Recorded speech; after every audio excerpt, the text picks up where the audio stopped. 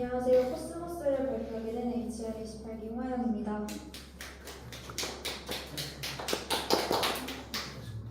저는 5장부터 9장까지 발표할 예정이고요. 앞으로 등장할 질문들에 여러분도 고민해보며 발표를 들어주셨으면 좋겠습니다.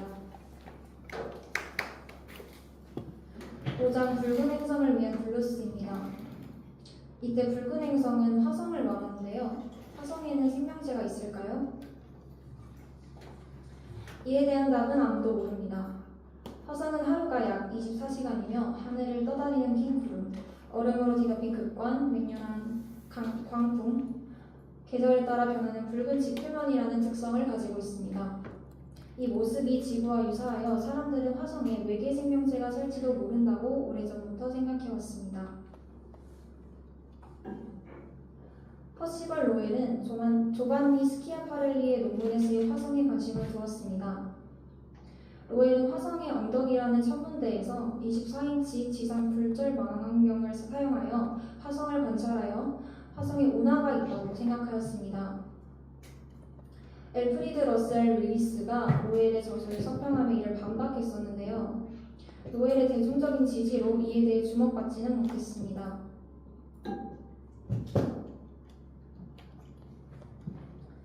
이후 우주선을 통한 근접 탐사가 가능해지면서 메리너 부호의 위성사진을 비교해본 결과 운하의 특성을 찾지 못했고 로웰이 말한 곳에 운하가 있지도 않았습니다. 이는 좋지 않은 시상 조건에서 육안으로 관측했기 때문에 잘못 판단했을 것으로 보입니다. 혹은 화성에 생명이 존재한다고 믿고 싶어 오판했을 가능성도 있습니다. 우리는 화성에 갈 수 있을까요? 이에 대한 내용은 로켓으로부터 시작해야 합니다. 로켓은 의전성의 목적과 심리적인 용도로 중국에서 처음 발명되었습니다. 이후 전쟁에 응용되는 등의 과정을 거쳐 인공위성이 탄생하게 되었습니다. 화성에서는 어떤 생물이 살아남을 수 있을까요? 구소련은 무인행성 탐사 프로그램에서 마르스 상어를 화성에 보내고자 했는데 강풍으로 인해 계속 실패를 겪었습니다. 이를 바탕으로 미국의 바이킹 우주선은 모든 경우의 수를 계산하고 발사해 화성의 모습을 인류에게 처음으로 보여주었습니다. 이어서 과학자들은 화성에서 생명체를 찾기 위해 탐지 장치를 바이킹에 싣기도 했습니다. 이 과정에서 울프 블라디미르시액은 늑대의 덫이라는 것을 하려고 했는데 이게 예산 때문에 무산한 이후에 남극의 건조 계곡에서 생명체를 조사하고자 하였는데요. 왜냐하면 남극에서는 극한의 온도와 환경을 가지고 있기 때문입니다. 남극에 미생물이 생존한다면 화성에서도 생명체가 존재할 가능성이 있을 수도 있다는 생각에서 시작되었지만 현재까지 어떤 것도 발견하지 않았습니다. 하지만 여전히 화성에 미생물이 존재하지 않는다는 확실한 증거는 없기 때문에 다양한 실험 방법들이 고안되고 있습니다. 생명의 본질은 물질들이 결합되는 방식이 있는데요. 만약 화성에 생명체가 없다면 인간이 화성을 지구화하여 운하망을 건설할 수도 있습니다. 그렇다면 우리는 로웰이 말하는 화성인이 될 것입니다.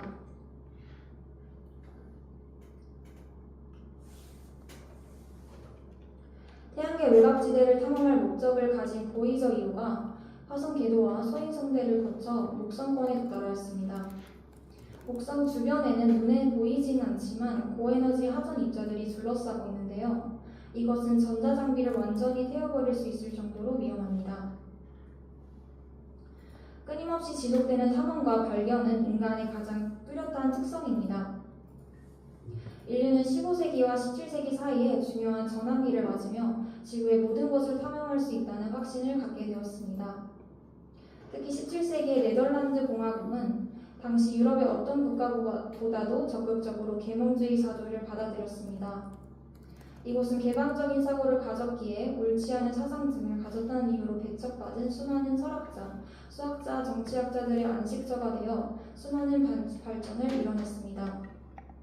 17세기 초 네덜란드에서는 현미경과 망원경이 개발되었습니다.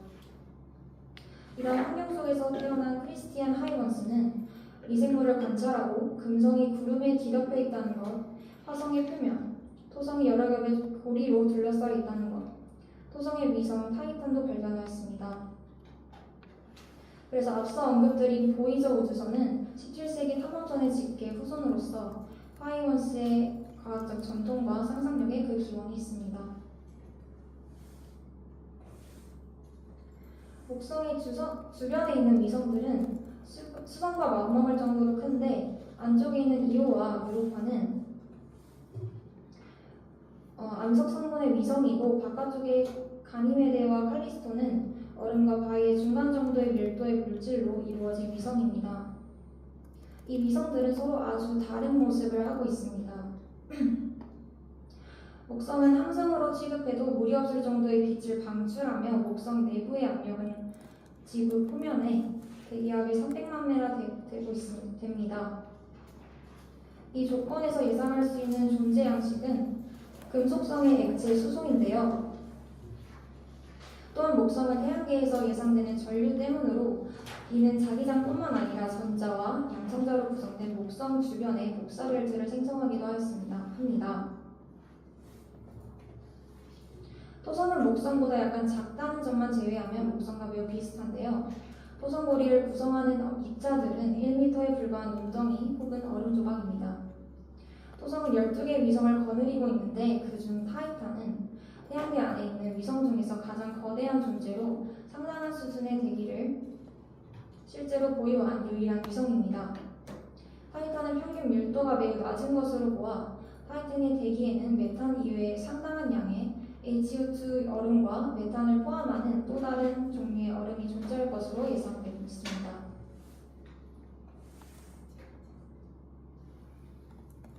별이란 무엇일까요? 인류는 끊임없이 같은 질문을 반복하면서 살았습니다. 원시 공동체 집단에서는 하늘이 거대한 짐승이고 우리는 그 짐승의 뱃속에 살고 있으며 은하수는 그 짐승의 등뼈라고 하였습니다. 이러한 비유적 해석을 들은 대부분의 인류 문화에서 다양한 신의 이름으로 대체되어 왔습니다.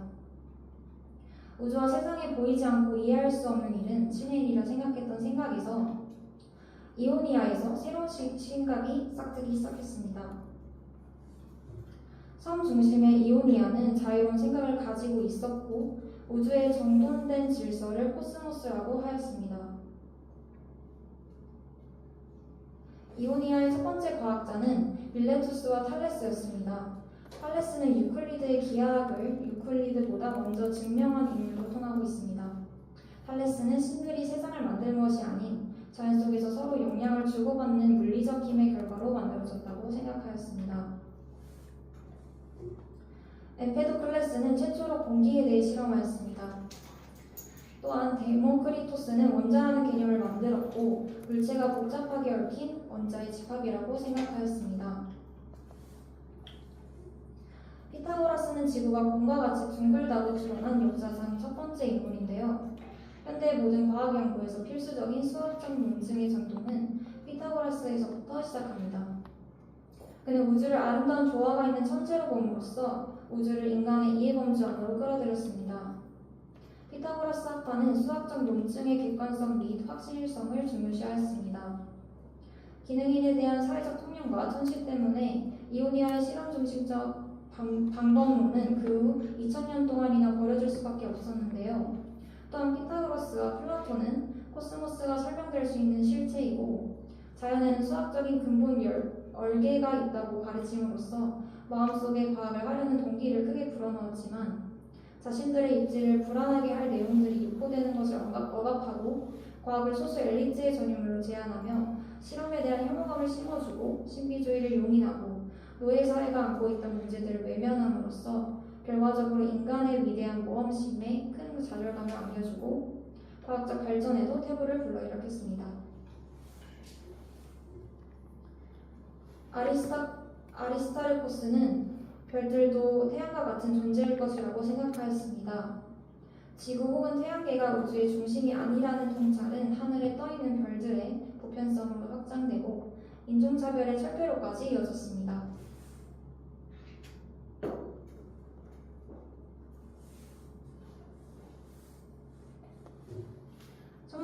천문학자들은 20세기 중간에 이르기까지 코스모스에는 오직 하나의 은하, 즉 우리 은하수 은하만 있다고 믿었는데요.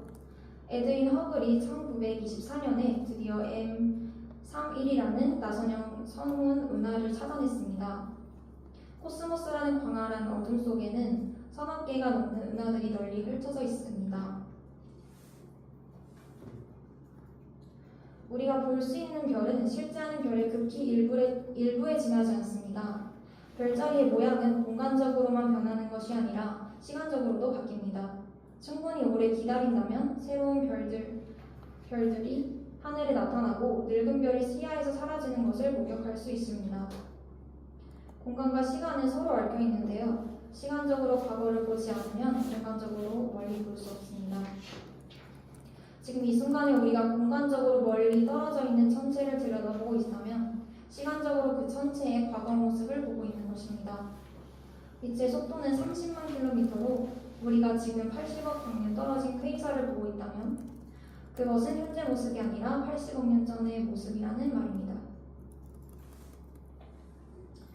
알베르토 아인슈타인은 동시성의 패러독스를 통해 사고 실험을 하게 되고 그 결과 나타난 몇 가지 규칙이 특수 상대성 이론이 되었습니다. 입자 가속기 속의 입자는 속도가 빨라지면 빨라질수록 무거워지고 빛의 속도에 가깝게 움직이는 원자 시계는 느리게 갑니다. 우리는 이러한 현상의 효과를 특수 상대성 이론으로 아주 정밀하게 예측하고 측정할 수 있습니다.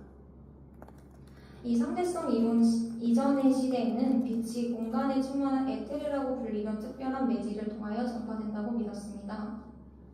하지만 마이컬슨 몰리 실험을 통해 에테르가 존재하지 않는다는 사실이 밝혀졌습니다.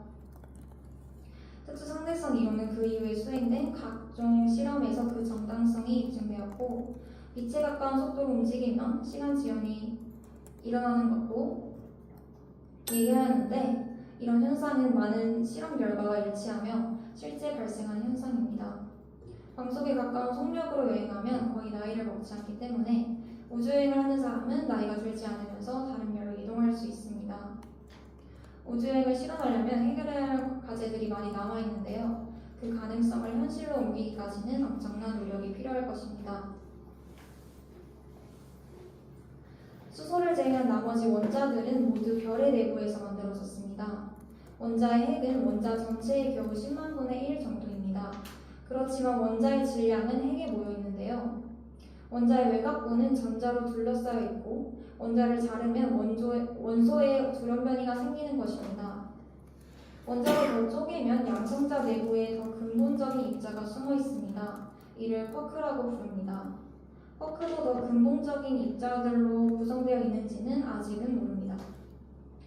모든 원자가 양성자, 중성자, 전자로 구성됐다는 사실은 비교적 최근의 일인데요. 세 가지 소립자의 구성비에 따라 원자의 종류가 결정되고 그 원자들이 적당히 모여 분자를 이루고 그 조합이 지구상의 모든 물질을 만듭니다. 원자의 화학적 성질은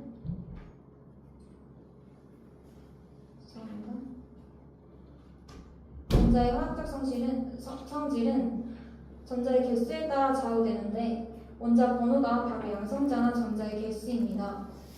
양성자와 양성자는 서로를 배척하지만 핵이 와해되지는 않는데요. 그 이유는 핵력이 작용하기 때문입니다. 우주 어디를 보든 존재하는 물질의 99%가 수소와 헬륨입니다. 간단한 핵에서 복잡한 핵을 만들면 양성자와 중성자를 첨가하면 되는데요. 이때 방해 요인인 정기적 청력을 상쇄시키려면 핵력이 발동될 정도로 핵자들을 가깝게 접근하도록 해야 하는데 온도가 약 1000만 도 이상의 상황에서 빠르게 충돌하기 때문에 가능합니다. 이 고온의 조건은 별의 중심부에서 쉽게 구현됩니다. 태양은 지구와 가장 가까운 별입니다. 태양의 내부 온도는 1570만 도에 이르기 때문에 핵융합 반응이 일어나고 그 결과로 빛이 만들어집니다. 초신성이 폭발하면 그때 발생한 충격파가 주위에 있는 성간물질로 전해지고 그 성간원의 밀도가 증가합니다. 그 결과로 새로운 별의 탄생으로 이어질 중력 수축이 성간원에 유발됩니다.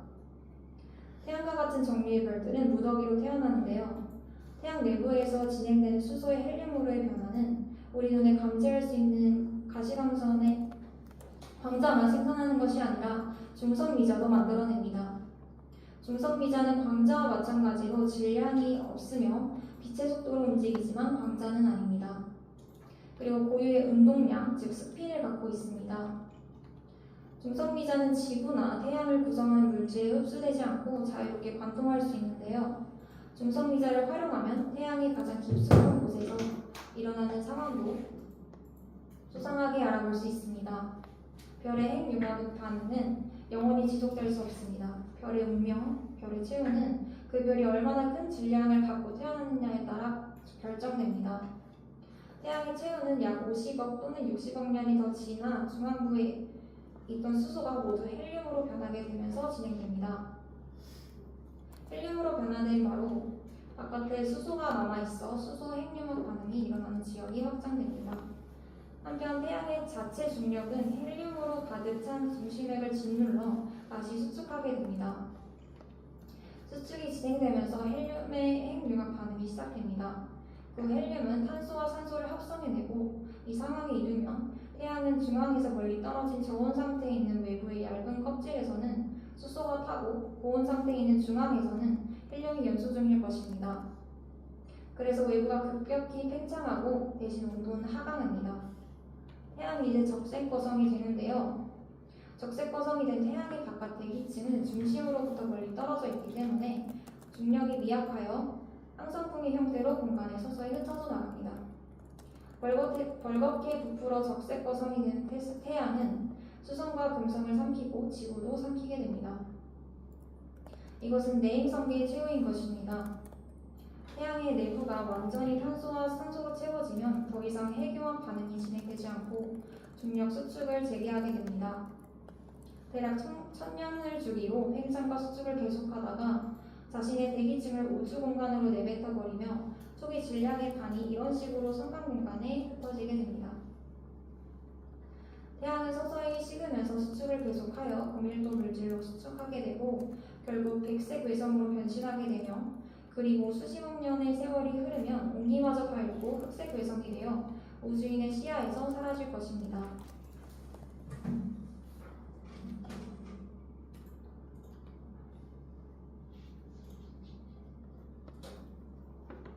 다음은 영상을 시청하도록 하겠습니다.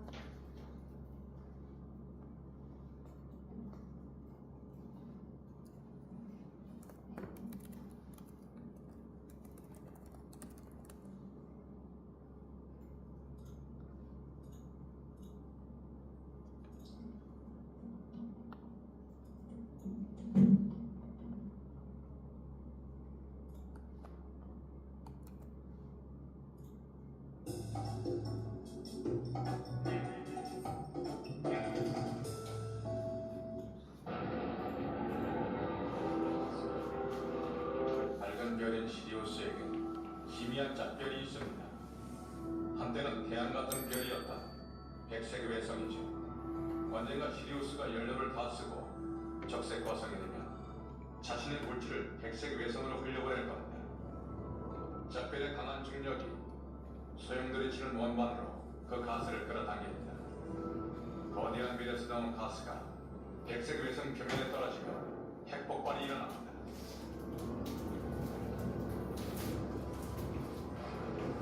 그 엄청난 폭발은 태양보다 10만 배 많은 에너지를 뿜어내죠. 이런 폭발을 일으키는 별을 노바, 즉 신성이라고 합니다. 질량이 태양의 15배쯤 되는 별, 예를 들어 오리온 자리의 청색 초거성인 미겔은 분명히 다릅니다. 미겔의 붕괴는 전자의 압력에 중단되지 않죠. 별은 계속해서 무너질 겁니다. 결국 원자 핵들이 비좁은 공간에서 서로를 밀어냅니다. 미겔은 원자 핵 간에 남은 공간이 없어 더 이상 수축할 수 없을 때까지 약 10만 배 줄어듭니다.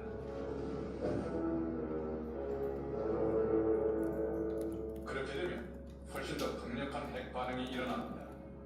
초신성이죠.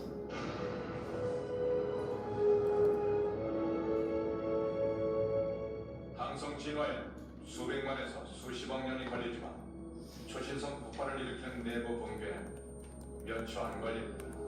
남는 건 작은 도시 크기의 중심 핵뿐입니다. 빠르게 회전하는 중성자 별, 펄서죠.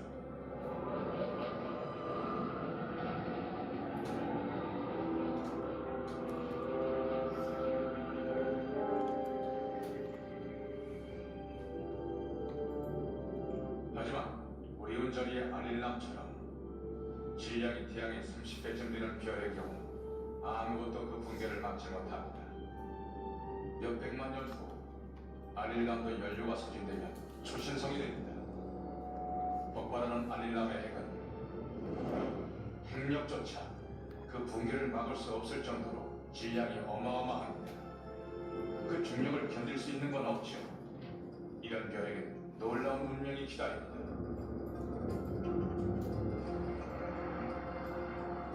별은 붕괴를 계속하며 사건 지평선이라는 시공의 경계를 건넙니다. 우린 그 너머를 볼 수 없죠. 경계를 넘어가면 별은 시야에서 완전히 사라집니다. 별은 블랙홀 안에 있습니다.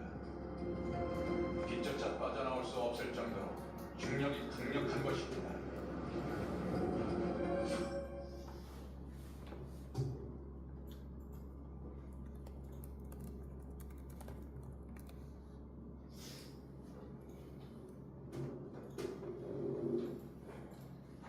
은하는 미답의 메테오입니다. 인류는 은하 구성물의 정체를 밝히려는 대장정에서 이제 겨우 첫 걸음을 내디뎠습니다. 다음은 발표자 견해입니다. 저는 글을 읽으면서 생명체에 대해서 생각을 해보게 되었는데요. 인간이 지구 밖의 생명체에 대해서 수많은 방법을 동원해가며 찾는 이유는 무엇일까요? 그 이유는 지구 밖을 관찰하기 시작하는 것에서 알 수 있었습니다. 그 당시 사람들은 지구가 우주의 중심이라고 여겼습니다. 지구가 중심이라는 것은 즉 인간이 우주의 중심이라는 것입니다. 하지만 사람들은 이어진 실험을 통해서 지구는 우주에서 아주 미세한 점밖에 되지 않는 것을 알았습니다. 미세한 점이라면 먼지 한 톨도 되지 않는다는 것인데 인간이 겨우 그 정도 존재라는 것은 별로 희망적인 이야기가 아닙니다. 사람들은 희망을 찾기 위해 외계 생명체를 찾고 있는 것입니다. 인간이 점에 불과하지 않는다는 것을 찾고 우리 말고도 다른 생명체를 통해서 인간이 점에 불과하지 않는다는 것을 찾고 있다고 생각하였습니다. 이상으로